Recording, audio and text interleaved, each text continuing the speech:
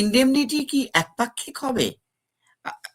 ছাত্রছাত্রীদের কিংবা এই শিক্ষার্থীদের আন্দোলন ছিল বৈষম্য বিরোধী আন্দোলন, যেখানে কথা ছিল যে কোনো রকম বৈষম্য থাকবে না, কোটা দিয়ে যদিও তার সূচনা। কিন্তু আমরা এই গত 1 বছরের বেশি সময় পেরিয়ে এসে দেখছি যে বৈষম্য ক্রমশই বৃদ্ধি পাচ্ছে। এক পক্ষের বিচার এবং আরেক পক্ষের অবিচার যেভাবে চলছে সেটা খুবই কি বলবো, অনানুপাতিকভাবে ডিসপ্রপোর্শনেটলি চলছে। কেননা নগরে আগুন লাগলে তো দেবালয় এড়ায় না, সুতরাং অ্যাজ এ বাহিনী তার রেসপন্সিবিলিটি থাকবে। কিন্তু আমি যেটা বলতে চাচ্ছি সেটা হচ্ছে এই যে ডক্টর ইউনূসের মধ্যে যে ষোড়শ লুই সিনড্রোম, যে আই এম দ্য স্টেট, বা আমি বলে দেবো যে ওটা নিয়ে চিন্তা করো না, আমার অধীনেই এটা হবে। তো আপনার অধীনেই হবে, এটা আপনাকে সংবিধান বা আইন থেকে দিল, এটা কোথা থেকে পাইলেন? এটা হলো আপনার, আমরা আইনের ছাত্ররা বলি যে এটাকে বলে Henry 8 clause, which gives unfettered power to the executive. এটা একেবারেই স্ট্যান্ডার্ডে গ্রহণযোগ্য নয়। ওই শেক্সপিয়ারের একটা নাটকে একটা সংলাপ ছিল এরকম যে আমি তো আমার ইচ্ছেকে মানুষের উপরে চাপিয়ে দিতে চাইনি, সুতরাং আইনের ইচ্ছেটাই আমার ইচ্ছের সাথে যুক্ত করে দিয়েছি। আপনাকে দিয়েই শুরু করি। আপনার সঙ্গে সাক্ষাৎকারে বছর খানেক আগে, বছরের বেশি সময় আগে, 2024-এর সেপ্টেম্বরে, তখন ডক্টর ইউনূস সবে বাংলাদেশের দায়িত্ব নিয়েছেন, জাতিসংঘের সাধারণ অধিবেশনে গেলেন এবং আপনি ভয়েস অফ আমেরিকার তরফে তার যে সাক্ষাৎকারটি নিয়েছিলেন সেখানে প্রথম ডক্টর ইউনূস সেই আলোড়ন তোলা মানে মন্তব্যটি করেছিলেন যে বাংলাদেশ রিসেট বাটনে পুশ করেছে, এভরিথিং ইজ গন, অতীত চলে গেছে। তো আপনি এখনই 1 বছরের বেশি সময়কাল ডক্টর ইউনূসের শাসনামল পার করবার পর এই যে মানে ওই উক্তিকে আপনি কিভাবে মূল্যায়ন করবেন? আসলে আমার প্রশ্নটি ছিল অরাজনৈতিক। আমি তাকে প্রশ্ন করেছিলাম যে 32 নম্বর রোডের বাড়িটি, বঙ্গবন্ধুর বাড়িটি কেন পুরানো হলো এবং কেন 15ই অগস্টে ছুটি বাতিল করা হলো, এই সম্পর্কে তার সরকারের অভিমত কি? এটি ছিল মূলত আমার প্রশ্ন, কোনো দলের পক্ষে নয়। কিন্তু তিনি হঠাৎ করেই অত্যন্ত উত্তেজিত হয়ে পড়লেন এবং খানিকটা উত্তেজনার বশতই এই কথাগুলো তিনি বললেন। প্রথমে তো আমার বিশ্বাসই হয়নি যে ইতিহাসে কোনো রিসেট বাটন টিপে দেয়া যেতে পারে। ইতিহাস তো ইতিহাসই, কেই বা তাকে মুছতে পারে। কিন্তু আপনি ঠিকই বলেছেন, এখন এই বছরখানেক পরে এসে এতদিন ধরে, বছরখানেক অতদিনও গড়ায়নি, এর মধ্যেই আমরা লক্ষ্য করছি যে ইতিহাস সত্যিকারে অর্থে সেই ইতিহাসকে আর রাখা হয়নি। বাংলাদেশে তো আমার জানা মতে কেউ বঙ্গবন্ধুর নামও উচ্চারণ করতে পারে না এবং মুক্তিযুদ্ধের ইতিহাসকে একেবারে পাল্টে দেয়ার একটা প্রবণতা আমরা লক্ষ্য করছি। তো তার মতো একজন বিচক্ষণ ব্যক্তি, নোবেল পুরস্কার প্রাপ্ত একজন বিচক্ষণ ব্যক্তি যখন বলেন যে ইতিহাসে রিসেট বাটন টিপে দেয়া হয়েছে, যেটা অবশ্য অনেক ভাইরাল হয়ে যায় বিভিন্ন জায়গায়, সেটা যে খুব একটা বুদ্ধিদীপ্ত বিষয় ছিল তা নয়। তিনি কেন এতটা আবেগপ্রবণ হয়ে পড়লেন, কিন্তু এখন মনে হচ্ছে যে বিষয়টা খুব লজিক্যাল এবং অনেকগুলোই কথাগুলো তার সত্য না হলেও এই কথাটি একদমই সত্যি কথা বাংলাদেশের বর্তমান অবস্থা দেখে তাই মনে হচ্ছে। মানে রিসেট বাটনে তো একরকম পুশ করা গেছে, কারণ মানে এই যে ধরুন আপনি যখন প্রশ্ন করেছেন তখন 5ই আগস্টে বঙ্গবন্ধুর বাড়ি ভাঙচুর নিয়ে আপনি প্রশ্ন করেছেন, বঙ্গবন্ধুর ভাস্কর্যগুলো ভাঙা নিয়ে প্রশ্ন করেছেন। তার 6 মাস পরেও বঙ্গবন্ধুর বাড়ি বুলডোজার দিয়ে গুড়িয়ে দেওয়া হয়েছে। শুধু তো বঙ্গবন্ধুর বাড়ি নয়, মানে সাধারণভাবে মুক্তিযুদ্ধের বয়ানটা সেটাও তো পাল্টে গেছে।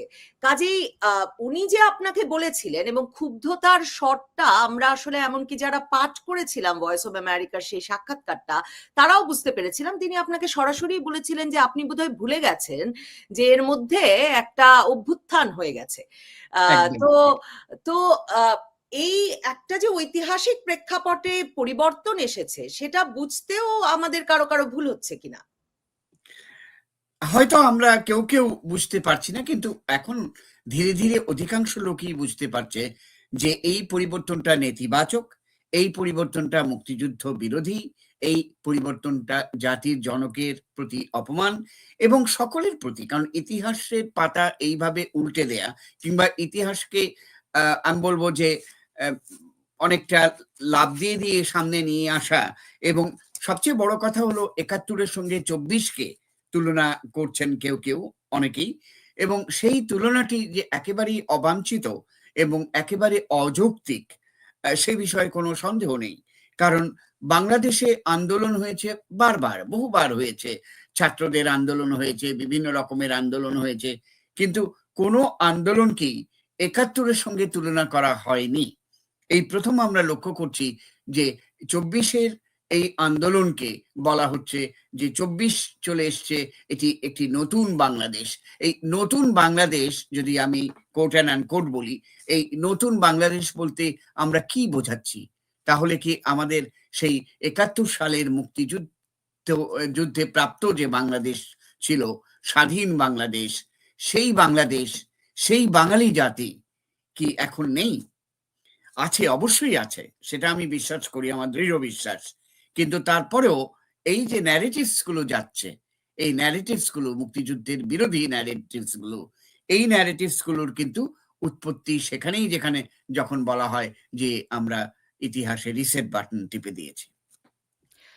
ডক্টর মাসুম বিল্লাহ, আপনার কাছে যাই, যে জুলাই সনদ নিয়ে যে উত্তেজনা বলি, যে ধরনের আগ্রহ বলি বা যে ধরনের আলোচনা বলি, সেটারও একটা সূত্রপাত কিন্তু সেই রিসেট বাটন থেকে, যে ৭২-এর সংবিধান থাকবে না, ৭২-এর সংবিধানের ওপর জুলাই সনদ হবে। প্রথম যখন তরুণেরা ক্ষমতায় এলেন বা ডক্টর ইউনূস ক্ষমতায় এলেন, তখন তারা বলা শুরু করলেন যে জুলাই ঘোষণাপত্র, সেই ধারণাটাও কিন্তু স্বাধীনতার ঘোষণাপত্রের পাল্টা একটা ঘোষণাপত্র তৈরির জন্য। কিন্তু এখন তারা হতাশ, তারা বলছেন না, জুলাই ঘোষণাপত্র তেমন একটা আইনি ভিত্তি পেল না, আসলে জুলাই সনদকে এখনো সংবিধানের ওপরে স্থান দেওয়া হলো। তারা আইনি ভিত্তির বিষয়টা অত্যন্ত গুরুত্ব দিচ্ছেন, এনসিপিও দিচ্ছেন, তারা স্বাক্ষরই করেন নাই সেই কথায়। আর জামায়াতে ইসলামী, তারা স্বাক্ষর করেছেন কিন্তু বলছেন গণভোটের মাধ্যমে আইনি ভিত্তি দিতে হবে, সংবিধানের ওপরে এমন ভাবে স্থান দিতে হবে একটা সাংবিধানিক আদেশ জারির মাধ্যমে ডক্টর ইউনূস দ্বারা, যে যাতে এই জুলাই সনদকে নাকি আর কখনো প্রশ্ন না করা যায়। আর মূল ব্যাপার হচ্ছে আইনি ভিত্তি বলতে তো আসলে তারা দায় মুক্তির কথা বলছেন, যে ২০২৪-এর জুলাই আগস্টে যা যা ঘটেছে সেগুলো থেকে এক রকমের, মানে কোন রকম ফৌজদারি আইন আদালত মামলার সম্মুখীন যাতে তাদেরকে কখনো হতে না হয়। তো এই যে মানে আইনি ব্যাখ্যা হাজির করে এগুলোর একটা আইনি ভিত্তি দেওয়ার চেষ্টা হচ্ছে, সেই বিষয়টাকে আপনি কিভাবে দেখছেন? এর আইনগত ভিত্তি একে কতটা মজবুত করতে পারে বলে মনে করেন? আচ্ছা, এইটা নিয়ে তো আমি ২৫টা পয়েন্ট আমার বিভিন্ন ফোরামে আমি উপস্থাপন করেছি, যে কেন quote and unquote July charter বা সনদ এর ২৫টি ভঙ্গুরতা আমি উল্লেখ করেছি। তো যেহেতু এতগুলি বলা সম্ভব নয়, আপনার কথার প্রতিধ্বনি করে বলছি যে এই যে এটাকে সনদ এবং সংবিধানের উপরে পরম একটা দলিল হিসেবে উপস্থাপন করবার যে মানসিকতা, এই মানসিকতাটাই আমাকে একজন আইনের ছাত্র হিসেবে খুব মর্মাহত করে। কেননা আমাদের রয়েছে একটা দৃঢ় সাংবিধানিক ঐতিহ্য, যেখানে স্বাধীনতার মহান ঘোষণাপত্র, ২৬শে মার্চ বঙ্গবন্ধুর স্বাধীনতার ঘোষণা এবং ৭ই মার্চের বক্তৃতা এবং ৭২ সালের যে সংবিধান বানানোর যে কনস্টিটিউয়েন্ট অ্যাসেম্বলির যে ডিবেট, সেই সবগুলি রয়েছে, এবং আমাদের জাতিত্বের যে ভিত্তিগুলো, সেই ভিত্তিগুলো সেখানে দেওয়া আছে। তো আপনি লক্ষ্য করেছেন যে এই ইনডেমনিটি, নিজেদেরকে পার করে নেবার যে প্রবণতা, এটাই মুখ্য হয়ে উঠছে। যে তারা ভাবছেন যে যদি এর আইনগত ভিত্তি ছাড়াই এটা পরবর্তী কোনো রাজনৈতিক সরকার ক্ষমতায় আসে এবং এটা যদি পাশ না করা হয়, তাহলে ২৪শে জুলাইয়ে যে প্রকৃত হত্যাকাণ্ডের ঘটনাগুলো ঘটেছে, সেক্ষেত্রে তারাও নিজেদেরকে রক্ষা করতে পারবেন না। আরো একটা ভয়ানক ব্যাপার হচ্ছে, তারা বলছেন যে এই জুলাই সনদে লেখা বিষয়গুলোকে কখনোই কোনো আদালতে প্রশ্ন করা যাবে না। আপনি জানবেন যে যেখানে সংবিধানের নিজেরই কোনো অসামঞ্জস্যপূর্ণ বিধান বা সংশোধনী চ্যালেঞ্জ করা যায়, এবং যে কোনো লিগ্যাল সিস্টেমে, আপনি common law legal system, even civil law legal সিস্টেমে দেখুন, এটা প্রতিষ্ঠিত সেটেল ক্যাননস যেটা চ্যালেঞ্জ করা যায়, সেখানে তারা এই ধরনের পরম একটা প্রভিশন যুক্ত করতে চাচ্ছেন, যেটা একেবারেই অনাকাঙ্ক্ষিত। আর একটা হচ্ছে যে এইখানে যে 40 পেজের মতন একটা বিষয় তারা এটা সংবিধানে যুক্ত করে দিতে চান, যে পরবর্তীকালে রাজনৈতিক দলগুলো যথোপযুক্ত ভাবে এটা সংবিধানে সন্নিবেশিত করবেন। তো প্রশ্নটা হচ্ছে, যথোপযুক্ত ভাবে কে সংজ্ঞায়িত করবে? এবং বিভিন্ন রাজনৈতিক দলের কাছে তো যথোপযুক্ত ভাবে সংজ্ঞাটা বিভিন্ন রকম। তাহলে কি দাঁড়াচ্ছে? তাহলে দাঁড়াচ্ছে যে আমাদের যে মূল সংবিধান আছে, সেই সংবিধানকে পাশ কাটিয়ে তারা এই ধরনের একটা পলিসি পেপার, বলা যেতে পারে এটাকে বড়জোর, এবং সংবিধানের যে সকল বিষয়গুলো এখানে যুক্ত করা আছে সেগুলো একটা রিফর্মে, যেটা তা নিয়ে ব্যাপক ধরনের বিতর্ক হতে পারে। এবং এমন এমন সব কথা লেখা আছে যেখানে আপনি খেই হারিয়ে ফেলবেন। এখানে পলিসিগত সিদ্ধান্ত, প্রশাসনিক সিদ্ধান্ত, সাংবিধানিক বিষয়, সব বিষয়গুলো একসাথে যুক্ত করা আছে। এখন গণভোট যে তারা আয়োজন করতে চান, সেই গণভোট আয়োজন করবার মতনও আইনগত ক্ষমতা এবং বৈধতা এই সরকারটি নেই। প্রথমত আমরা স্পষ্টভাবেই দেখাচ্ছি যে এই সরকারের আইনগত ভিত্তি একেবারেই দুর্বল, বলতে গেলে অবৈধ সরকার। সে অবৈধ সরকার আবার কি করতে চাচ্ছেন? একটা রেফারেন্ডাম আয়োজন করতে চাচ্ছেন, যেটার প্রকৃত কন্টেন্ট এবং প্রকৃত সেখানে কি লেখা আছে মানুষজন সাধারণভাবে জানেন না।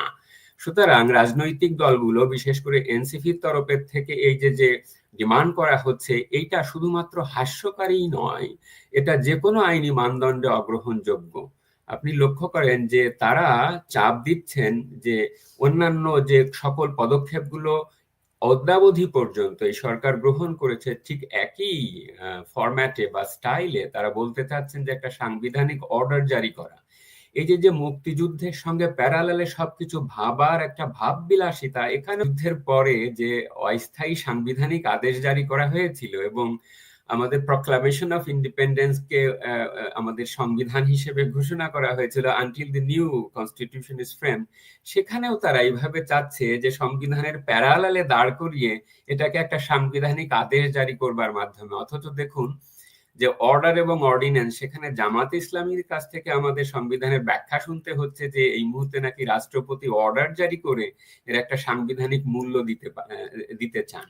এইটা আমাদের জাতির যে কালেকটিভ উইজডম, আমাদের সংবিধান প্রণেতাগণের যে জ্ঞান, যে প্রজ্ঞা, যে সাংবিধানিক আইন বিজ্ঞানের যে ইতিহাস, তার প্রতি এক ধরনের প্রহসন বলে আমার কাছে মনে হয়।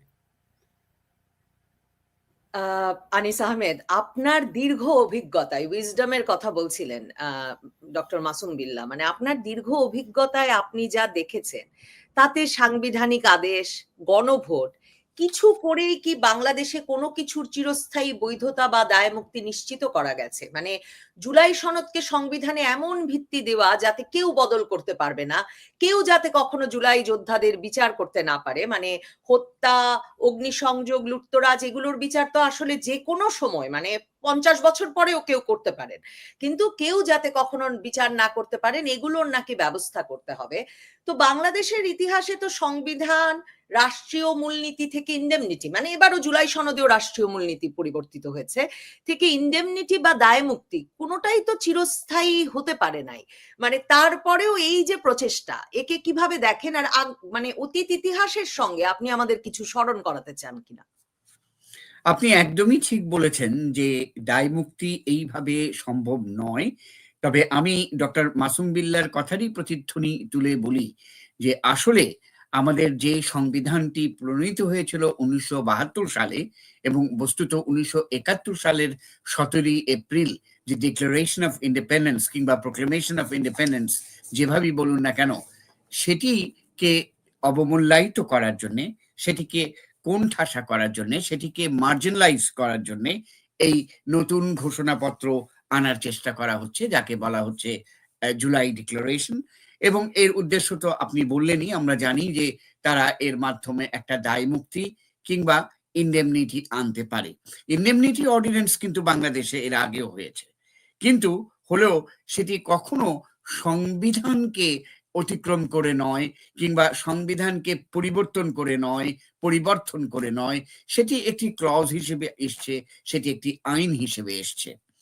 কিন্তু এর বাইরে থেকে যে ইন্ডেমনিটি, এই অর্ডিন্যান্স ইন্ডেমনিটিটা তারা খোলাখুলি ভাবে বলছেন না, তারা বলছেন 24-এর যে ঘোষণা কিংবা 24-এর প্রোক্লেমেশন, এর উদ্দেশ্য হচ্ছে তারা যেটা চাইছেন, মনে করছেন যে একে একটা আইনি ভিত দেওয়া, কিন্তু সেই আইনি ভিত দেওয়ার অধিকার তাদের নেই, না এই তত্ত্বাবধায়ক বলবো না, অন্তর্বর্তী সরকারের, আর নাই স্বয়ং রাষ্ট্রপতিরও নেই। কাজেই যখন সংসদ নির্বাচন হবে, নির্বাচিত সংসদই এটি ঠিক করবেন যে কিভাবে কি করা যায়, কিন্তু সংবিধান পরিবর্তনের কোনো সুযোগই এখানে নেই।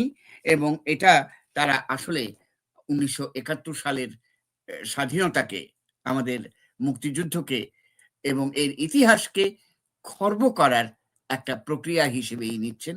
বিশেষ করে জামাত ইসলামীর তরফ থেকে এই বিষয়গুলোকে আসলে গুরুত্ব দেওয়া হচ্ছে, গণভোটের কথা বলা হচ্ছে, সেটি আমি হয়তো পরে বলবো। কিন্তু মূল কথা হচ্ছে যে এটি টেকসই হবে না, টেকসই হওয়ার কথা নয়, যদি সত্যিকার অর্থে নির্বাচিত একটি সরকার চলে আসে। কিন্তু সবচেয়ে বড় যেখানে কষ্টের কথা, সবচাইতে বড় বেদনার কথা, সেটি হচ্ছে সংবিধানকে একেবারে পাশ কাটিয়ে নতুন রকমের সংবিধান রচনা। কারণ এই 24-এর যে ডিক্লারেশন, এটার মাধ্যমে তারা যেটা চাইছেন, এবং এই কথা তারা কয়েকবারই বলেছেনও, বিশেষ করে এনসিপির নেতারা, যে আমরা নতুন সংবিধান রচনা করব, তারই একটি গুরুত্বপূর্ণ পদক্ষেপ হিসেবে তারা এই কাজটি করতে চাইছেন।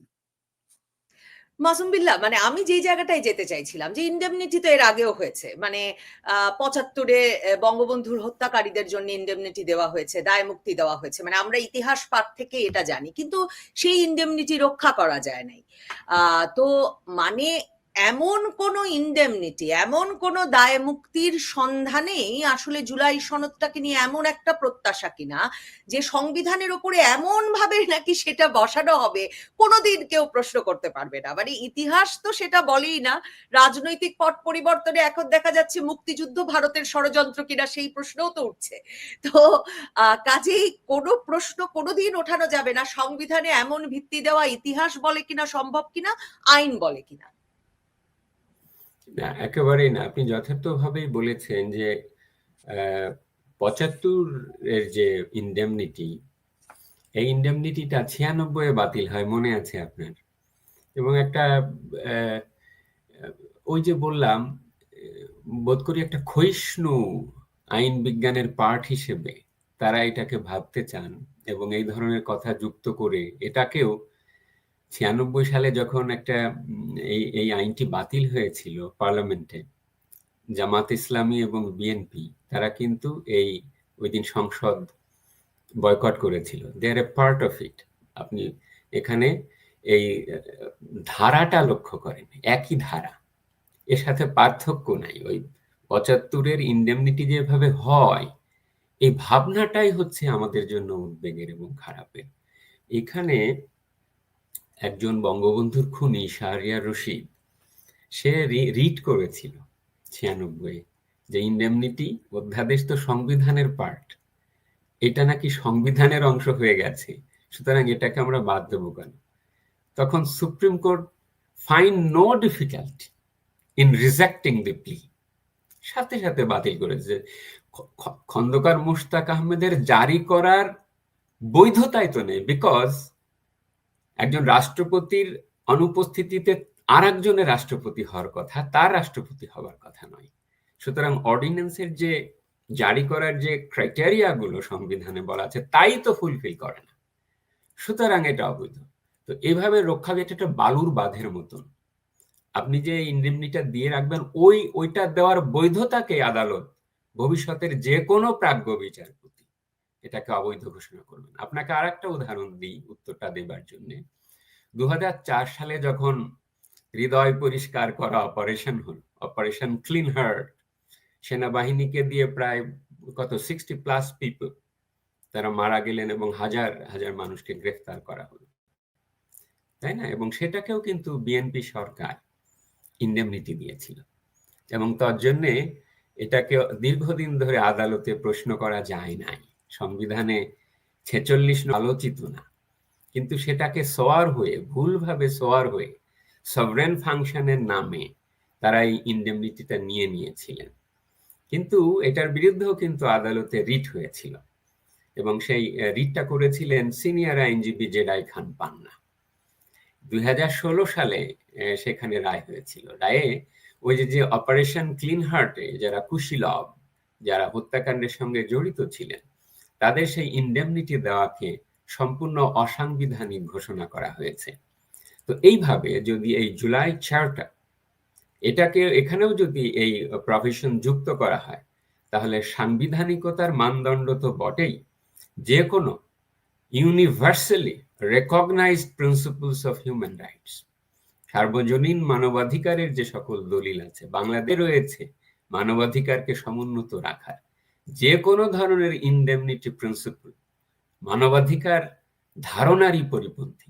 সুতরাং এটাকে আপনার এইভাবে আলাদা করে অলঙ্ঘনীয়, ইনভায়োলেবল এই ধরনের স্ট্যাটাস দেওয়ার কোনো সুযোগই নাই। সেটাই কিন্তু অসাংবিধানিক হবে এবং প্রিন্সিপলে যাবে না, মানে করার অথরিটিই নাই, এই গ্রাউন্ডে এটা বাতিল হয়ে যাবে।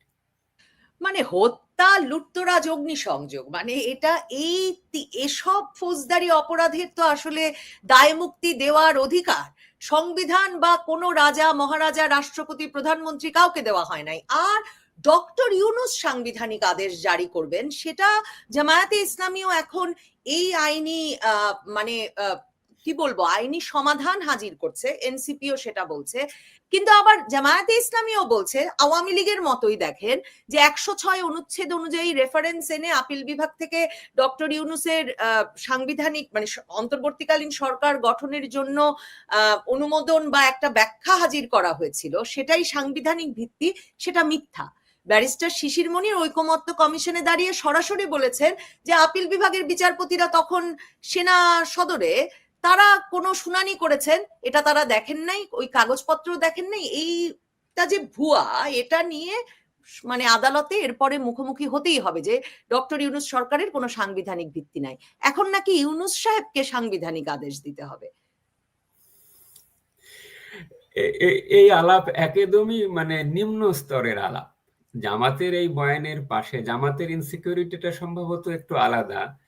আপনি লক্ষ্য করেন এর পাশাপাশি হয়তো আপনি এই ইস্যুতে কথা বলতে পারেন, তত্ত্বাবধায়ক সরকার মামলার যে শুনানি হচ্ছে রিভিউতে, সেইখানে অদ্ভুত একটা আর্গুমেন্ট ব্যারিস্টার শরীফ ভূঁইয়া আনার চেষ্টা করছেন। এবং শরীফ ভূঁইয়া কিন্তু আপনার আড়ালে আবডালে বলছি যে উনি নিজে আড়ালে আবডালে বলছেন তা না, কেউ খেয়াল করছেন না, একটা আর্গুমেন্ট দিয়ে চলেছেন। সেটা হচ্ছে বাংলাদেশে নাকি রিভলিউশনারি কনস্টিটিউশনালিজম চালু হয়েছে, বৈপ্লবাত্মক সাংবিধানিকতাবাদ। এই নিয়ে আপনার ব্যারিস্টার শরীফ ভূঁইয়া শিশির মনিরও বলেছেন যে তার প্রেক্ষিতে এই সরকারটা হয়েছে। আচ্ছা, তার মানে নাহিদ ইসলামরা বলেন যে এটা হচ্ছে অভ্যুত্থানের সরকার, না হলে এই সরকারের কোনো বৈধতা নাই। রাইট, শরীফ ভূঁইয়া যোগ করছি, শরীফ ভূঁইয়া সেটা নিয়ে আবার একটা বইও লিখে ফেলেছেন অলরেডি, এবং ইউপিএল এ সেই বইটি আমার কাছে পড়ার রুচি হয়নি। মানে এটা ভাষা মানে এবং আইনি যুক্তি মানে এতটাই অগ্রহণযোগ্য যে সেটা আমার কাছে একেবারেই অসুখপাঠ্য মনে হয়েছে। তো কালকেও তিনি এই আর্গুমেন্টে দিত করেছেন যখন তিনি সাংবাদিকদের ব্রিফ করছিলেন। কথাটা হচ্ছে যে তারা 106কে আঁকড়ে ধরে বাঁচতে চেয়েছেন, কিন্তু একটু পরে দেখছেন যে এটা তো হচ্ছে না। এখন তারা এই ডক্ট্রিনের আশ্রয় বা সাওয়ার হচ্ছেন। সেটা আমরাও আবার যুক্তি দিয়ে দেখিয়েছি, আমিও দু এক জায়গায় কথা বলেছি। সেখানে তারা স্টেট নেসেসিটি নামে বা রাষ্ট্রীয় প্রয়োজন বা বিপ্লবাত্মক প্রয়োজন বা এটাকে আর একটা নাম দেয়, সেটা হলো এফিক্যাসি থিওরি, মানে ঘটনায় কার্যকরী হয়েছে, কেউ যেহেতু কিছু করছে না, বলছে না, সুতরাং সবাই মেনে নিয়েছে, এবং এই মেনে নেওয়াটাই নাকি সরকারের বৈধতা। এই ডক্ট্রিনটার ভূত এসেছিল হচ্ছে আইয়ুব খানের আমল থেকে। আইয়ুব খানের আমলে আইয়ুব খানের সরকারকে তার যে আজ্ঞাবাহী প্রধান বিচারপতি জাস্টিস মুনির, এই শিশির মুনির না, সে হলো আর এক মুনির আর কি, জাস্টিস মোহাম্মদ মুনির, এই মুনির আপনার বলেছিল যে না, এটা তো হান্স কেলসন অস্ট্রেলিয়ার প্রফেসর, সে পিওর থিওরি অফ ল দিয়েছে, এটা গ্রুন নর্ম হয়ে গেছে এবং আগের আইন ব্যবস্থাকে বাতিল করে দিয়েছে। ওই যে রিসেটের কথা হচ্ছে যে সেও কিন্তু একই কথা বলেছিল যে আগের আইন ব্যবস্থা বাতিল হয় আর নতুন আইন ব্যবস্থা চালু হয়। বলাই বাহুল্য এই থিওরি শুধুমাত্র জিম্বাবুয়ে ছাড়া পৃথিবীতে, আফ্রিকান জিম্বাবুয়ে ছাড়া 66 সালে আর কেউ এটা মানে নাই। ওই পাকিস্তানেরই সুপ্রিম কোর্ট আসমা জিলানি কেসে জাস্টিস হামুদুর রহমান এটাকে একেবারে স্ল্যাপ করেছেন, বাদ দিয়ে দিয়েছেন। আপনি জানেন যে আসমা জাহাঙ্গীরের বাবা, তাকে আটক করা হয়েছিল সেই মামলায়। পরবর্তীকালে সুপ্রিম কোর্ট পাকিস্তানেরই সেগুলো আবার ওই রিভলিউশনারি ডক্ট্রিন, এই স্টেট নেসেসিটি ডক্ট্রিন, এগুলোকে সম্পূর্ণভাবে সাংবিধানিক বাতাবরণ থেকে বাতিল করে দিয়েছেন। আমাদের দেশের সুপ্রিম কোর্ট, আপনি 5th অ্যামেন্ডমেন্ট লক্ষ্য করেন, আপনি 7th অ্যামেন্ডমেন্ট লক্ষ্য করেন, জাস্টিস তাফাজ্জুল ইসলাম এবং justice S K Sinha, justice A B M Khairul Haque, তারা পরিষ্কারভাবে এ ধরনের ডক্ট্রিনকে অসাংবিধানিক ঘোষণা করেছেন। সুতরাং সেই যুক্তিতেও কিন্তু এই সরকারের কোনো বৈধতা টেকে না। সর্বশেষ থাকে যে ট্র্যাডিশনাল তত্ত্বাবধায়ক সরকার, যেটা জুলাই চার্টারেও একটা ইঙ্গিত দেবার চেষ্টা তারা করেছে, যে 90 সালে নাকি সেনা শাসনের পতন হবার পরে, এরশাদের পতন হবার পরে রাজনৈতিক দলগুলো ঐক্যমত্য লাভ করেছিল একটা সরকার। কিন্তু সেই সরকার তো নরমালি 3 মাসের হয়। আপনি যদি সেই অলিখিত 90 সালের সরকার ধরেন, বা লিখিত আকারে সংবিধানে যখন আসলো 96 থেকে 2008 অব্দি, সেখানেও সেই সরকারগুলো ট্র্যাডিশনাল রিজনেবলি 3 মাসের বেশি থাকে না। অথচ এই সরকার তো 1 বছরের বেশি হয়ে গেল। আপনি কোন যুক্তিতে এটাকে আইনগত বৈধতা দিবেন বলুন? হ্যাঁ, মানে এই সরকারের মেয়াদ নিয়েও আরেকটু পরে আবার কথা বলতে চাই। কিন্তু আনিস আহমেদ, আরেকটা ঐতিহাসিক কাজ এই সরকারের আমলে হলো এবং আদালতেই ঘটলো, সেটা হচ্ছে বাংলাদেশের এক কর্মরত সেনা কর্মকর্তারা আদালতে, আন্তর্জাতিক অপরাধ ট্রাইব্যুনালে হাজির হলেন। এবং এর আগে মানে এরা হাজির হবেন কি হবেন না, আন্তর্জাতিক অপরাধ ট্রাইব্যুনালের আইন অনুযায়ী যদিও গ্রেফতারি পরোয়ানা জারি হওয়ার পরে এদের আর কর্মরতও থাকবার কথা নয়, কিন্তু সেনাবাহিনী একরকমের মানে তাদের হেফাজতে রাখলো, পাঠাবে কিনা এসব নিয়ে একরকমের নানা রকম আলাপ আলোচনা, জল্পনা, যে জল্পনা ডালপালা মেলে এমনকি সামরিক বাহিনী ক্যান্টনমেন্ট থেকে বেরিয়ে আসবে কিনা তা নিয়েও একরকমের উত্তেজনা চললো সপ্তাহখানেক। তারপর সেনা কর্মকর্তাদেরকে আন্তর্জাতিক অপরাধ ট্রাইব্যুনালে পাঠানো হয়েছে। আবারও মানে একটু যদি ইতিহাসের দিকে তাকাই, বাংলাদেশে যখনই সেনাবাহিনীতে বিচার হয়েছে, আমরা বেসামরিক আদালতে বিচার দেখি নাই, কিন্তু সেনাবাহিনীর ভেতরে যখন বিচার হয়েছে তখন আমরা কু, পাল্টা কু, হত্যা, রাষ্ট্র ক্ষমতা দখল এসব ঘটতে দেখেছি। এবং আমরা 75 পরবর্তী সময়ে হাজার হাজার সেনা কর্মকর্তার কোর্ট মার্শাল হয়েছে শুনেছি, জেনেছি। এরপর এই যে 5 দশকে বাংলাদেশের সেনাবাহিনীতে যে বদল হয়েছে, তাতে সেনাবাহিনীকে তার মানবতা বিরোধী অপরাধের দায়ে বেসামরিক আদালতে আনা, সেনাবাহিনীর ভেতরে যে বিচারের ভয়, তার কি ধরনের প্রতিক্রিয়া সেনাবাহিনীর ভেতরে, সেনাবাহিনীর সঙ্গে রাষ্ট্রের এবং সেনাবাহিনীর সঙ্গে সমাজের সম্পর্কে আপনি আঁচ করতে পারেন। একটু যোগ করে দেই, আপনার সঙ্গে সেই সাক্ষাৎকারটাতে ডক্টর ইউনূস আপনি যখন বলেছিলেন সেনাবাহিনীকে ম্যাজিস্ট্রেসি পাওয়ার দিতে হলো কেন, তখন ডক্টর ইউনূস মাস দেড়েক হয়েছে ক্ষমতায় এসেছেন, তিনি আপনাকে বলেছিলেন যে ওনারা 2 মাসের জন্য দিচ্ছেন, কারণ পুলিশ একেবারে ভেঙে পড়েছে, তাই সেনাবাহিনী যাতে পুলিশের মতো মানে একটা আইন শৃঙ্খলা ফিরিয়ে আনতে পারে সেজন্য দিয়েছেন। এখন কিন্তু সেনাবাহিনী ম্যাজিস্ট্রেসির কাজ করছে, পুলিশের দায়িত্বে আছে, সেটাও বাংলাদেশে 1 বছরের বেশি সময় পেরিয়ে গেছে। সেই আসলে সেনাবাহিনীকে একেবারে সাদামাটা ভাবে বেসামরিক বিষয়ের সঙ্গে সম্পৃক্ত করাটা অনুচিত। আমি বলবো, যদি যেহেতু মার্শাল ল জারি হয়নি, যদি সেনা আইন জারি হতো, মার্শাল ল যদি জারি হতো, তাহলে বিষয়টা একটু অন্যভাবে এটার ব্যাখ্যা করা যেত। তো সেনাবাহিনীর যে সমস্ত সদস্য, বিশেষত বলা হচ্ছে যে শেখ হাসিনার আমলে সেনাবাহিনীর যে সমস্ত ঊর্ধ্বতন কর্মকর্তারা তাদের কথায় অনেকগুলো বেআইনি কাজ করেছেন, তাদেরকে সামরিক বাহিনীর এই সদস্যদেরকে বেসামরিক আদালতে এনে তাদের বিচার করতে হবে এবং সেই প্রক্রিয়া খানিকটা শুরু হয়েছে। খুব অবাক কাণ্ড হচ্ছে যে মাত্র ৩০ মিনিটের কিছু কম সময়ের মধ্যে সমস্ত কথাবার্তা শেষ করে তাদেরকে আবার জেলে পাঠানো হলো। যদিও সেই জেলটি বলা হচ্ছে যে সেটি সাব জেল এবং সেটি ক্যান্টনমেন্টের ভেতরেই আছে, সেনানিবাসের ভেতরেই আছে। কিন্তু তারপরেও একটা প্রশ্ন ওঠে, এই যে একটু আগে আমরা ইন্ডেমনিটি নিয়ে আলোচনা করছিলাম, তো ইন্ডেমনিটি কি একপাক্ষিক হবে? ছাত্রছাত্রীদের কিংবা এই শিক্ষার্থীদের আন্দোলন ছিল বৈষম্য বিরোধী আন্দোলন, যেখানে কথা ছিল যে কোনো রকম বৈষম্য থাকবে না, কোটা দিয়ে যদিও তার সূচনা। কিন্তু আমরা এই গত ১ বছরের বেশি সময় পেরিয়ে এসে দেখছি যে বৈষম্য ক্রমশই বৃদ্ধি পাচ্ছে। এক পক্ষের বিচার এবং আরেক পক্ষের অবিচার যেভাবে চলছে সেটা খুবই কি বলবো, অনানুপাতিক ভাবে ডিসপ্রপোর্শনেটলি চলছে।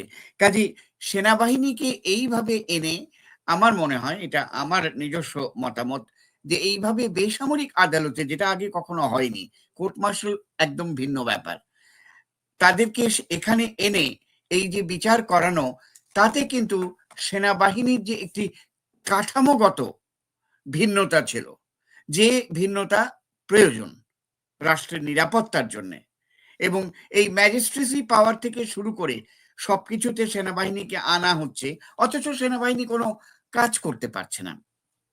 সেনাবাহিনী দাঁড়িয়ে আছে, ৩২ নম্বর ভেঙে ফেলা হচ্ছে, বিভিন্ন জায়গায় অরাজকতা সৃষ্টি হচ্ছে, সেখানেও সেনাবাহিনী কিছু করতে পারছে না।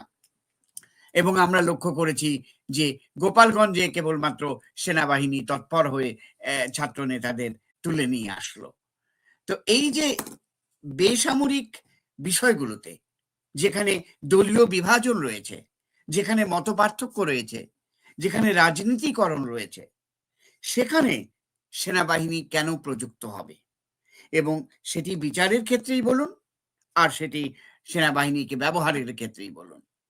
যদি জরুরি অবস্থা জারি না হয়, যদি সেখানে মার্শাল ল না হয়, তাহলে সেনাবাহিনীকে এইভাবে এনে বেসামরিক প্রশাসনের সঙ্গে মিলিয়ে ফেলা, গুলিয়ে ফেলাও আমি বলবো, সেটি কিন্তু রাষ্ট্রের নিরাপত্তার জন্য ভীষণ বিপজ্জনক। যে কারণে আমরা লক্ষ্য করছি যে বহু ক্ষেত্রে এই বিশৃঙ্খল লোকজন সেনাবাহিনীকেও মানছে না ক্ষেত্র বিশেষে। তাহলে সেনাবাহিনীর জোরটা কোথায়? তাহলে সেনাবাহিনী রাখার প্রয়োজনটা কেন? বাইরের দেশের সঙ্গে যুদ্ধ করার জন্য? সে তো সম্ভব নয়। কাজেই দেশের মধ্যেও যদি শৃঙ্খলা বজায়ের জন্য সেনাবাহিনীকে রাখা হয়, তাহলে সেই কাঠামোর মধ্যে রাখতে হবে, যে কাঠামো বরাবর থেকে এসছে, সকল দেশেই থেকেছে। কিন্তু এখন আমরা বেসামরিক এবং সামরিক বাহিনীর মধ্যে পার্থক্যটা একেবারে গুলিয়ে ফেলছি। আবার তাদেরকে আদালতে হাজির করা হবে, আবার বিচার হবে, হয়তোবা তাদের শাস্তি হতে পারে, হয়তো কেউ কেউ রেহাই পেতে পারেন। কিন্তু এইভাবে যে ঘটনাগুলো ঘটছে সেটা কিন্তু নিন্দনীয় আমি বলবো। কারণ এই যে ইন্ডেমনিটির কথাটা আমরা একটু আগে বললাম, যে ইন্ডেমনিটির জন্যেই কিন্তু যারা ৫ই অগস্টের পরে, বিশেষত ৫ই অগস্টের আগে কি হয়েছিল, সেজন্য প্রচুর শাস্তি হয়েছে এবং শাস্তি দেয়া হচ্ছে। এক একজনের বিরুদ্ধে ২০টা ৩০টা করে হত্যা মামলা জারি করা হচ্ছে এবং ২০০-৩০০ জন অভিযোগকারী সই করছেন, যারা নিজেরাও জানেন না যে তারা অভিযোগ করছেন। সে এক চ্যাপ্টার, একটি অধ্যায়। আর অন্য অধ্যায়ে আমরা লক্ষ্য করছি যে ৫ই অগস্টের পরে যে বিশৃঙ্খলা হলো, যে পুলিশকে পিটিয়ে মারা হলো, ঝুলিয়ে মারা হলো, সেই সব ক্ষেত্রে আমরা কি লক্ষ্য করি, সেখানেই সেখানেই ২৪-এর ঘোষণার প্রশ্নটি আসছে, যার অন্তরালে রয়েছে ইন্ডেমনিটি। তো কাজেই মাসুম বিল্লাহ, আপনার কাছে যাই, যে এই যে ১৫ জন সার্ভিং অফিসারকে আন্তর্জাতিক অপরাধ ট্রাইব্যুনালে আনা হয়েছে বলা হচ্ছে। আমার প্রশ্ন হচ্ছে, আন্তর্জাতিক অপরাধ ট্রাইব্যুনালের আইন যদি আমরা মানি, তাহলে গ্রেফতারি পরোয়ানা জারির দুদিন আগে আইনে যে সংস্কার আনা হয়েছে, সেই সংশোধনী অনুযায়ী কিন্তু গ্রেফতারি পরোয়ানা জারি হওয়া মাত্র তারা আর সার্ভিং অফিসারই নাই। তারপর সেনাবাহিনী এই যে তাদেরকে পুলিশের ভ্যানে না এনে একটা শীতাতপ নিয়ন্ত্রিত ভ্যানে আনতেই হবে, সেনা হেফাজতে রেখেই দিতে হবে, তারপর আদালতে ঘুরিয়ে আবার সেনা হেফাজতে নিয়ে যেতে হবে বা সাব জেলে নিয়ে যেতে হবে। এমন একটা টানাপোড়েন কেন তৈরি করছে সেটা একটা প্রশ্ন। আর আমার প্রশ্ন, একদিকে যেমন দুটো গুমের মামলা হয়েছে, আপনি নিশ্চয়ই লক্ষ্য করেছেন, 18-19 জুলাই রামপুরা বনশ্রীতে জনতার প্রতি গুলি করবার জন্য কিন্তু তখন বিজিবিতে সংযুক্ত দুজন আর্মি অফিসারের বিরুদ্ধে, লেফটেন্যান্ট কর্নেল রিদওয়ান এবং আরেকজন মেজরের বিরুদ্ধেও কিন্তু মামলা হয়েছে। সেটা হচ্ছে তৃতীয় মামলাটা। আমার প্রশ্ন, তাদের বিরুদ্ধে যদি মামলা হয় তাহলে দেখেন আইজিপি চৌধুরী আব্দুল্লাহ মামুনের বিচার চলছে, তাহলে জেনারেল ওয়াকারুজ্জামান এবং তার বাহিনী যারা 5 তারিখ পর্যন্ত মাঠে ছিলেন এই জুলাই আন্দোলন দমনে এবং তারা গুলি চালিয়েছেন, এই ভিডিও ছবি আছে, জাতিসংঘ রিপোর্টে পর্যন্ত মানে সেনাবাহিনীর বল প্রয়োগের ছবি উদাহরণ আছে। তো তাহলে বিচার হবে না সেনাবাহিনীর অন্য অফিসারদের এবং সেনাপ্রধান ওয়াকারুজ্জামানের? অনেকগুলো বিষয় এখানে জড়িত, আপনি একেবারে মূল কাঠামো ধরে টান দিয়েছেন। এই বিষয়ে কথা বলার জন্য আগে কতগুলো কথা বলিনি আমি। সেটা হচ্ছে যে একটা অনগোয়িং ট্রায়ালের বিষয়ে যখন আমরা কথা বলি, নিয়মিতভাবে বিশ্লেষণ, it does not add any beauty to the justice process. এর জন্য হয় কি, একটা স্থির একটা অবস্থান দরকার এটাকে মূল্যায়ন করবার জন্য। আদালতে হাজিরা, সামনজারি, শুনানি, আর্গুমেন্ট, কাউন্টার আর্গুমেন্ট, এগুলো হচ্ছে পুরো জাস্টিস প্রসেসের এক একটা অঙ্ক। সো এক একটা অঙ্কে কি হয় যে অবস্থা পাল্টে, অ্যাপ্রোচ পাল্টে। পুরো জাস্টিসটার উদ্দেশ্য অ্যাসেস করবার জন্য আমাকে সেই সময় পর্যন্ত অপেক্ষা করতে হয়। তার আগে যখন আসলে আমি একেবারে কনসিডার্ড লিগ্যাল ওপিনিয়ন দিতে যাব, তখন এটা খুবই মিসলিডিং বা ভ্রান্তিকর হতে বাধ্য। এখন দেখেন, সেনা সদস্যদের এই যে গুমের বিচার বা 24-এর ঘটনায় ইনভলভমেন্টের বিচার, দুটোকে এক করে ফেলেছে, এটাকেও কিন্তু অস্বচ্ছতার একটা অংশ হিসেবে ধরা যায়। সেই সতর্কতা বশত আমি এখানে একটা মন্তব্য করে রাখি যে এর দুটো দিক আছে। একটা হচ্ছে একেবারে শুদ্ধতম আইনি দিক, আর একটা হচ্ছে রাজনৈতিক দিক। কেননা এই বিচারের একটা রাজনৈতিক মানে হয় বা এর একটা পলিটিক্যাল র্যামিফিকেশনস আছে, এবং এও বোধ হয় মন্তব্য করা অযাচিত হবে না যে এই ঘটনার প্রকৃত রিপারকাশনস ভয়ানক হতে পারে জাতির জন্য। ঠিক আছে না? এজন্য আমাদের, আমি জানি না, let us see what happens. কিন্তু এই যে সেনা আইনে বিচার নাকি ইন্টারন্যাশনাল ক্রিমিনাল লয়ে বিচার, নাকি 1973 সালের যেটা একটা রিফ্লেক্টিভ আইন তাতে বিচার, তা নিয়ে যে মূল বিতর্ক, সেখানে প্রথমত আমি একজন লিগাল একাডেমিক হিসেবে মনে করি the issue is very very delicate. খুবই এটা একটা সংবেদনশীল বিষয়। এমনিতে পৃথিবীর যে বিভিন্ন জুরিসডিকশনস আছে, সেখানে ইন্টারন্যাশনাল ক্রিমিনাল লয়ের যে আওতা, এইটা অল পারভেডিং, মানে সমস্ত ক্ষেত্রেই তার বিচরণ করতে পারা উচিত। কেননা অপরাধগুলো সাধারণ মানের অপরাধ বা ক্রিমিনাল অপরাধ না, এগুলোকে আমরা নাম দিয়েছি crimes of international magnitude, genocide, তাই না, war crimes, crimes against humanity, crimes against international law, এই কথাগুলো। তো এইগুলোতে আপনার বিভিন্ন অ্যাক্টে বা আমাদের 73-এও কমিটস অর হ্যাজ কমিটেড আছে। সেই জন্য চলমান অপরাধগুলোও এই ট্রাইব্যুনালের আওতায় বা এই লয়ের আওতায় আসতে পারে। এটা প্রথম যুক্তি, আগে মিসলেড হবেন না, আমি পরে বলছি আবার। দ্বিতীয়ত হলো যে এই আইনের যে টেরিটোরিয়াল অ্যাপ্লিকেশনস বলা আছে, যেটা সমগ্র বাংলাদেশে প্রযোজ্য হবে, এমনকি বাংলাদেশের যে কোনো নাগরিক যদি অন্য দেশেও উপস্থিত থাকে, বাংলাদেশে নাও থাকে, বাট তার বিরুদ্ধে ক্রেডিবল এভিডেন্স আছে এই অপরাধে ইনভলভমেন্ট থাকবার, তার বিরুদ্ধেও কিন্তু এই আইন বা এই আদালত জুরিসডিকশন এক্সারসাইজ করতে পারে। কিন্তু এইটা অত্যন্ত সতর্কতা এবং মনোযোগ দাবি করে। যখনই আপনি সেনাদেরকে এই ক্রিমিনাল ল বা অন্য যে civil law out of the military লতে আওতায় আনবেন, তখন এর একটা ইভলিউশনারি প্রসেস আছে, এর কতগুলো ইভলিউশনারি কশন আছে। কিন্তু এখন যেটা হচ্ছে, এটা এভলিউশনারি কশন হচ্ছে না, এটা হচ্ছে রিভলিউশনারি কশন। মানে ডিউ প্রসেস এটাও দাবি করে যে সেনাবাহিনী আগে উপলব্ধি করতে পেরেছে কিনা তার সদস্যরা ক্রাইমস এগেনস্ট হিউম্যানিটি বা এনফোর্সড ডিসঅ্যাপিয়ারেন্স এর মতন অপরাধে জড়িত, তার মানে নিজস্ব যে প্রসিজার আছে সেই প্রসিজিওরটাও আগে তারা এক্সস্ট করেছেন কিনা, that also is a part of the due process. কিন্তু সরাসরি আপনি বাইরে থেকে একজন হঠাৎ করে আবিষ্কার করছেন যে এই জানেন তো আপনার এই সদস্য ক্রাইমস এগেনস্ট হিউম্যানিটিতে জড়িত, সো সেখানে এক ধরনের প্রশ্ন উত্থাপিত হয়। আর একটা হলো আর্মি অ্যাক্ট যে 1952 সালের, এইখানে এই অংশটুকু আনিস আহমেদের বক্তব্যকে সাপোর্ট করবে। সেটা হচ্ছে যে 52 সালের যে আর্মি অ্যাক্ট, সেখানে বলা আছে যে এই লটা এটা একটা সেলফ কন্টেন্ড অ্যাক্ট, মানে স্বয়ং সম্পূর্ণ আইন, তাদের নিজস্ব ব্যবস্থায় চলবে। প্রশ্ন হচ্ছে যে তাদের সেই সেলফ ব্যবস্থা নিয়ে আমাদের মধ্যে যে অবসেশন আছে সেই অবসেশনটার আবার আমি ভক্ত না। কেননা আপনি নিজেও জানেন যে সেনা আইন প্রয়োগ করে প্রচুর ভাবে মানবাধিকার লঙ্ঘিত হয়েছে ইতোপূর্বে, এবং অনেক উদাহরণ আপনি দিলেন। কর্নেল জামিলের মামলা বলা যেতে পারে, কর্নেল তাহেরের মামলা বলা যেতে পারে, যেগুলোতে পরবর্তীকালে আমাদের সুপ্রিম কোর্ট কাগজপত্র চেয়েছে এই দেখি তো কিভাবে হয়েছে, পরে দেখা যাচ্ছে যে ওইগুলো কোরাম নন জুডিস অথবা এমন ভাবে গঠিত হয়েছে যার জুরিসডিকশনসই নাই, তাই না? এইভাবে করা হয়েছে। আর একটা বড় অসুবিধা হলো এই আপনার যে আইনটা আপনি প্রয়োগ করতে যাচ্ছেন, ঠিক আছে সেনা আইনকে আপনি ওভাররাইড করতে পারেন যদি এই যে আইনটা আপনি ব্যবহার করছেন আইসিটি 1973 সালের যে আইনটা, যেটা আমাদের স্বাধীন আইন, যেটা বাংলাদেশের যে আন্তর্জাতিক এরগা ওমনেস দায়, পরম দায়, সেই দায়ের থেকে উপলব্ধি করে করা হয়েছিল পার্লামেন্টের মাধ্যমে, এবং 2009 সালে এটা যখন রিভাইভ বা রেস্টোর করা হয়েছিল তখনও কিন্তু এটা পার্লামেন্টের মাধ্যমে করা হয়েছিল। সো এই ধরনের আইনের পার্লামেন্টারি স্যাংশন প্রয়োজন হয়।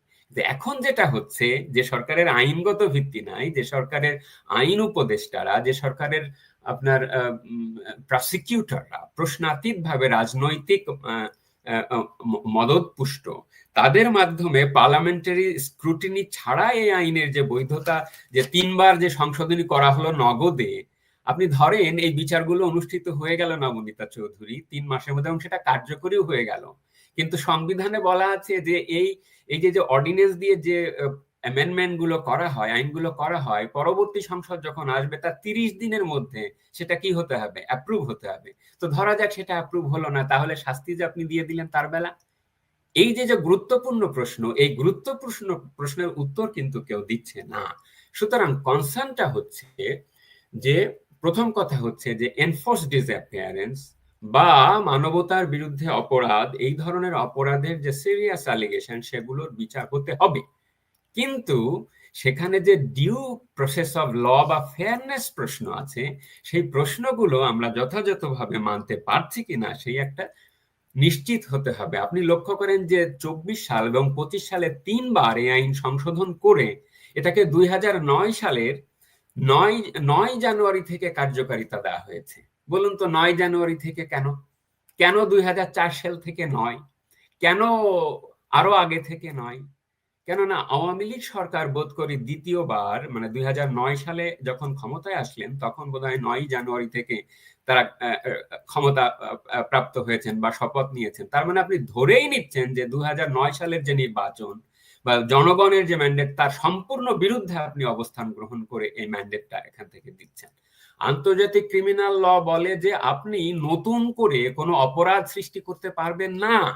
ক্রাইমস এগেনস্ট হিউম্যানিটির সংজ্ঞা যে আসিফ নজরুল পাল্টে দিলেন এবং উপরে উপরে দেখালেন যে আমরা আইসিসি স্ট্যান্ডার্ড মানছি, কিন্তু সেখানে ওই একই আইনে তারা সংশোধনীতে লিখে দিয়েছে যে তবে আমাদের আইসিটি যখন ক্রাইমস এগেনস্ট হিউম্যানিটির এলিমেন্ট গুলো অ্যাসেস করবে, তা দিয়ে ইন্টারন্যাশনাল ক্রিমিনাল স্ট্যাটিউটে যে স্ট্যান্ডার্ড অলরেডি সেট করা আছে তার সঙ্গে অসঙ্গতিপূর্ণ হলে সেটা গ্রহণ করবেন না, মানে আমাদের ব্যাখ্যাটাই প্রাধান্য পাবে। তাহলে কি হলো? তাহলে হচ্ছে আপনি ক্রাইমস এগেনস্ট হিউম্যানিটির নতুন স্ট্যান্ডার্ড খাড়া করছেন, সেটা আবার কোত্থেকে? 2009 সালের থেকে কার্যকরী করছেন। বাংলাদেশ আইসিসিতে স্বাক্ষর করলো 2010 সালে। তাহলে আপনি বাংলাদেশ রাষ্ট্রের এই যে কমিটমেন্টটা 2009-এ দিচ্ছেন, এটাকে বলে প্রিন্সিপাল অফ রেট্রোঅ্যাক্টিভিটি, দ্বারা যে বাড়িত পেছনের ডেট থেকে আপনি কোনো নতুন অপরাধ সৃষ্টি করতে পারেন না, নতুন আওতা সৃষ্টি করতে পারেন না, নতুন ট্রাইব্যুনালের জুরিসডিকশন সৃষ্টি করতে পারেন না। You are creating a new kind of liability for the সেনা অফিসার্স, যেটা আইনে গ্রহণযোগ্য নয়, তাহলে কিন্তু দেখেন, যেখানে এই কিন্তু এই সংশোধনই আইনি অগ্রহণযোগ্য, লড়াইগুলো, এই আইনি লড়াইগুলো তো এমনকি সেনাবাহিনীর তরফেও করা হলো না। এমনকি একদমই না। দেখেন যে আমাকে যখন সেখানেই আহত করছে সেনা নবনীতা সেনা চৌধুরী। ইউ হ্যাভ হেফাজতে, ভেরি রাইটলি মেনশন যে আমি আইনজীবীকে আমি আমি একটু দেখলাম। বলি ডক্টর মাসুম বিল্লাহ, যে সেনা সদর দপ্তরে যখন সংবাদ সম্মেলন হলো যে সেনা হেফাজতে নিয়েছেন তারা, রাইট, তখন সাংবাদিকরা প্রশ্ন করেছিলেন যে ট্রাইব্যুনালের আইন অনুযায়ী এরা আর সেনা কর্মকর্তা নাই। তখন কিন্তু সেই জেনারেল হাকিমউদ্দিন, যিনি সংবাদ সম্মেলনটা করছিলেন, তিনি তখন বললেন যে এই বিষয়টা নিয়ে, এই আইনটা নিয়ে আমাদের আলাপ করতে হবে আন্তর্জাতিক অপরাধ ট্রাইব্যুনালের সঙ্গে, যে এই যে গ্রেফতারি পরোয়ানা জারি হওয়া মাত্র এরা চাকরি চলে গেছে কিনা, এবং যাদেরকে হেফাজতে নিয়েছেন তাদের যে রেশন সহ সকল সুবিধা রয়েছে সেটা কিন্তু তিনি মেনশন করলেন সাংবাদিকদের। তো আইন নিয়ে যদি তাদের আলাপ থাকে, সেটা তো আইনি লড়াই করতে হবে। আইনি লড়াই না করে প্রিজন ভ্যান আর মানে ওই নিজেদের সাব জেলে নেওয়ার ইগোর লড়াইটা কেন সেনাবাহিনী করছে? আর সেনাবাহিনী যুক্তি দিচ্ছে, তাদের যেই নিযুক্ত লয়ার তিনি দেখলাম যুক্তি দিয়েছেন যারা পালিয়ে গেছেন তারা দোষী, যারা আছেন তারা সব নির্দোষ। So it is a very very serious question যে এই ধরনের সেনসিটিভ মামলায় বা গুরুত্বপূর্ণ মামলায় effective representation of the parties, particularly defence, আসলে এখানে এটা রাজনৈতিক তাড়িত। আমি তো বলছি যে it is designed in with a mala fide intention. আসলে তারা ঘটনার বিচার করতে চান না। সম্ভবত এখানে তারা আস্তে আস্তে, এই ঘটনার মূল আসামি কিন্তু শেখ হাসিনা, তারা হয়তো এদের মাধ্যমে শেখ হাসিনাতে পৌঁছতে চাইবেন। আমরা জানি না যে হোয়াট ইজ হ্যাপেনিং। আপাতত আমি যেটা দেখতে পাচ্ছি সেটা হচ্ছে ওটা ওই মোল্লা নসরুদ্দিনের ওই গল্পটার মতন যে you have the meat, I have the receipt. আমাকে এসিতে নিয়ে গেছে, ওতেই আমি খুশি। কিন্তু তাদের আইনজীবী কতটা ইন্টারন্যাশনাল ক্রিমিনাল ল জানেন আমি ঠিক জানি না নবনীতা চৌধুরী। কেননা এখানে আপনি যথার্থই বলেছেন যে মানের যুক্তি দেবার কথা, এই যে গুরুত্বপূর্ণ প্রশ্নগুলো, যে ক্রাইমের আওতাটা নতুন করে বৃদ্ধিপ্রাপ্ত হচ্ছে, জুরিসডিকশনস বাড়ানো হচ্ছে, ইফেক্টিভ রিপ্রেজেন্টেশন ঠিকমতো হচ্ছে না, ট্রায়াল ইন অ্যাবসেন্সিয়া হচ্ছে, তার যে রিকোয়ারমেন্ট গুলো আছে, সঠিক নোটিশ জারি করা বা ধরেন যে খুব দ্রুততার সাথে না করা, এবং যে জাজ নিয়োগ করা হলো, এক সপ্তাহ আগে তারা হয়েছেন হাইকোর্টের জাজ, এক সপ্তাহ পরে তারা হয়ে যাচ্ছেন ইন্টারন্যাশনাল ক্রিমিনাল ট্রাইব্যুনালের জাজ, আর দুইজন হচ্ছেন সিআরপিসি সিপিসি বিচার করে এসেছেন অবসরপ্রাপ্ত জাজ, তাদের কোনো অভিজ্ঞতাই নাই। এবং আপনি এমন একজন আইনজীবীর নাম আমাকে বলেন আপনি যাদের সাবমিশন দেখে ইমপ্রেসড হবার মতন যে হো বাংলাদেশ এত বড় একটা বিচার করছে ডোমেস্টিক্যালি, অথচ এর আইনগত যুক্তি আমাকে বিমোহিত করে তোলে। কই, তা তো দেখা যায় না। তাদের যে আইনগত মান আপনি দেখবেন যে না, তাজুল ইসলাম বলছেন যে এর প্রত্যেকটাই বিচার করা যায়, তারপরে হচ্ছে শেখ হাসিনাকে 1400 বার ফাঁসি দেওয়া যায়। এই যে সব কথাবার্তাগুলো, that questions the very creed of the trial process. সুতরাং এই ট্রায়াল প্রসেসের যে ডিউ প্রসেস যে গ্যারান্টি, সেই গ্যারান্টিটা এখানে নাই। যুক্তিগুলো সেইখানে সেই নিরিখে করতে হবে, সে যেটা এখানে করা হচ্ছে না। আসলে প্রকৃতভাবেই এখানে আপনি যে কোনো, আমি আপনাকে প্রায় 10-20টা পয়েন্ট দিতে পারবো। ট্রায়াল ইন অ্যাবসেন্সিয়া যে সকল রিকোয়ারমেন্ট আছে, একটা ট্রায়াল যেমন অ্যামনেস্টি বলছে যে অ্যাবসেন্সিয়া ট্রায়ালের একটা ফান্ডামেন্টাল পিলার হচ্ছে যে রিট্রায়ালের ব্যবস্থা থাকতে হবে, সেই বিধান তো এখানে নাই এখানে। সুতরাং আমি আপনার কাছে আবারও আসবো ওই প্রশ্ন নিয়ে যে আইজিপি চৌধুরী আব্দুল্লাহ আল মামুনের বিচার হলে সেনাপ্রধান ওয়াকারের বিচার হবে না কেন, সেই প্রশ্নের উত্তরও চাইবো আপনার কাছে। আনিস আহমেদ, বিএনপি, জামাত, এনসিপি আরেক দফা যমুনায় গেছেন, মানে মাসে 2 মাসে তো একবার তারা যান। নানা রকম সংকট হয়েছে, এমন একটা মুহূর্ত তৈরি হয় বাংলাদেশে, মানে এরকম একটা মুহূর্ত তৈরি করা হয় বলেন অনেকে, এবং তারপর তারা যমুনায় যান। এ দফায়ও গেছেন এবং গিয়ে তারা প্রত্যেকেই, মানে বিএনপি বলছে জামাত মুখী হয়ে যাচ্ছে প্রশাসন, এনসিপি বলছে বড় 2 দল ভাগ করে নিচ্ছে, আর জামাত বলছে বিএনপি প্রশাসনের সব পদ নিয়ে নিয়েছে। ডক্টর ইউনূস বলেছেন কাউকে চিন্তা না করতে, উনি নিজেই নাকি ব্যাপারটা দেখবেন নির্বাচনের আগে।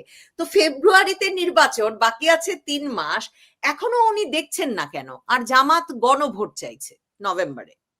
আচ্ছা, প্রথমে আমি গণভোট প্রসঙ্গে বলি যে গণভোট আসলে একটু আগে যেটা ডক্টর মাসুম বিল্লাহ বলছিলেন যে 24-এর যে ডিক্লারেশন, তাতে সম্ভবত 40-এর বেশি বিধান রয়েছে নানান রকমের।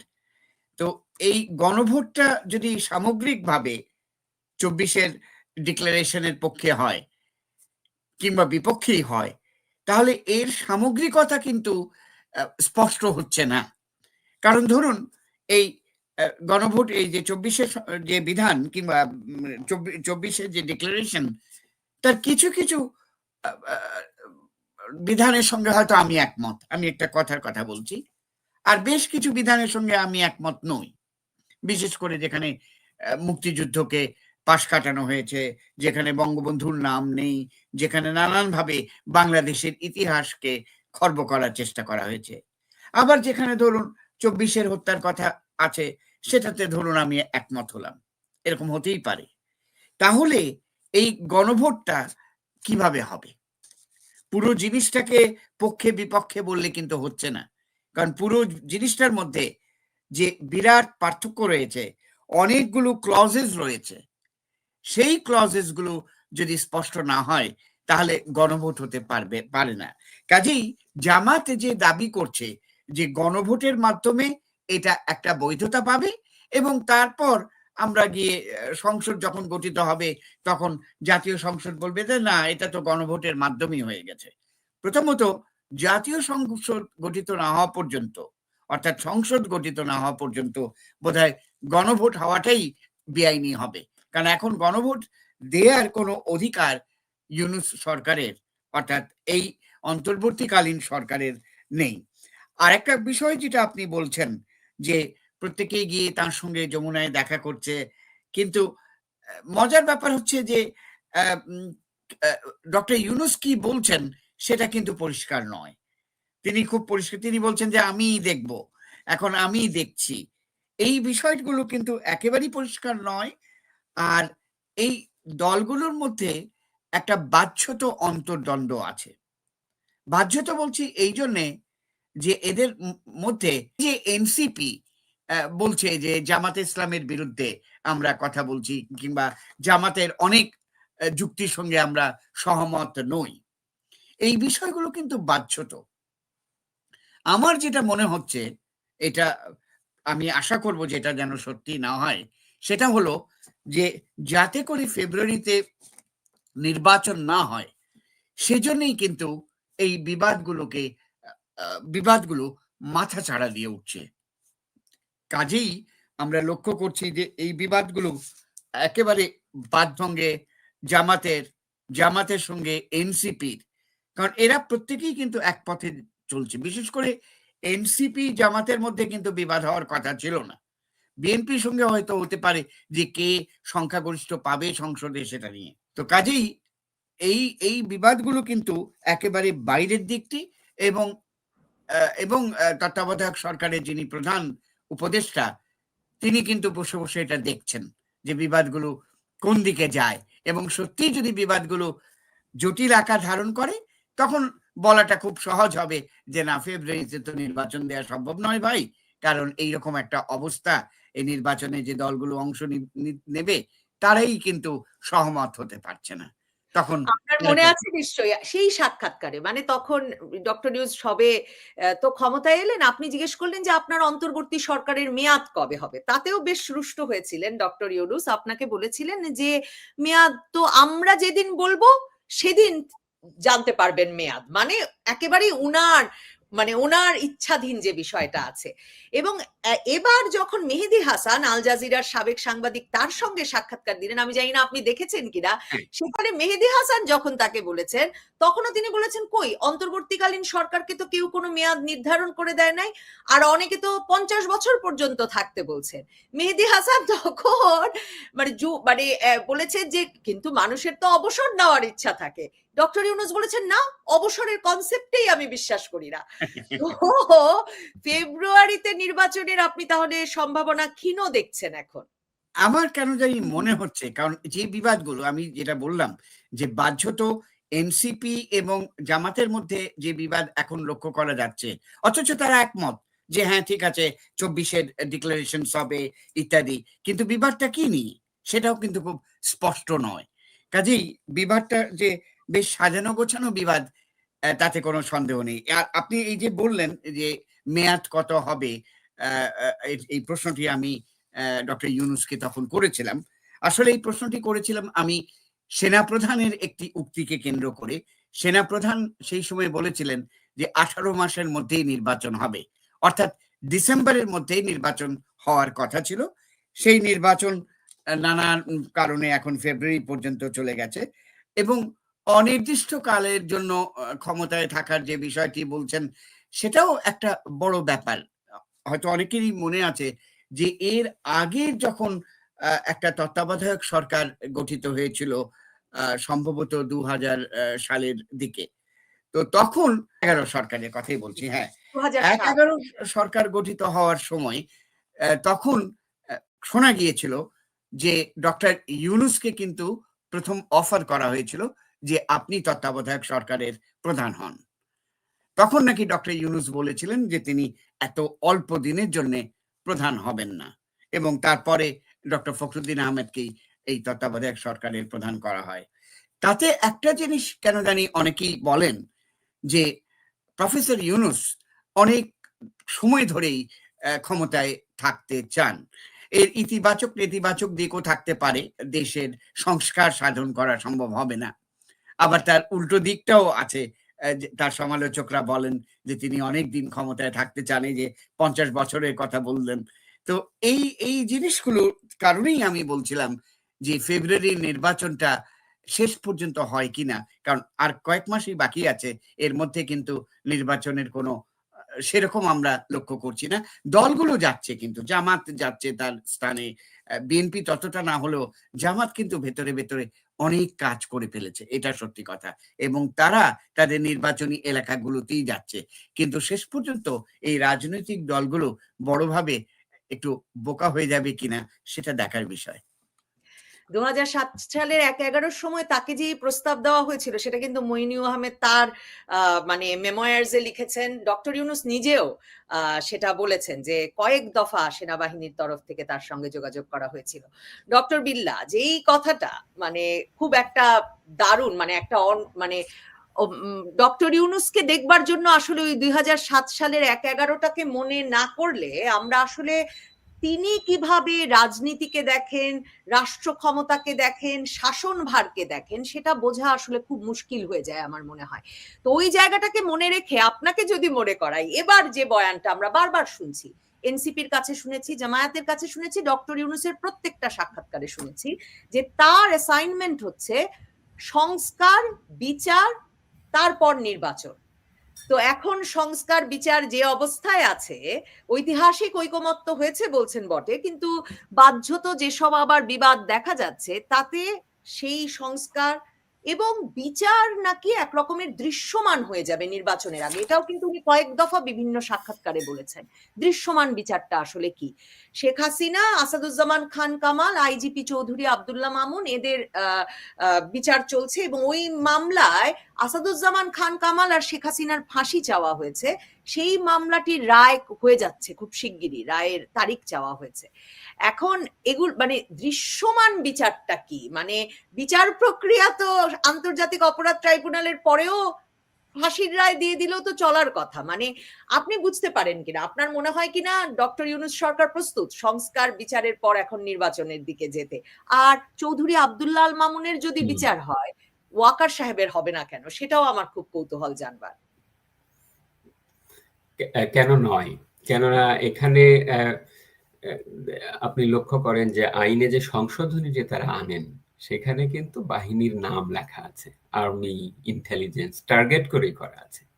তো এখানেই ধরা যে এটা নির্দিষ্ট ব্যক্তিকে টার্গেট করে, সংস্থাকে টার্গেট করে এবং ব্যক্তিকে টার্গেট করে করা।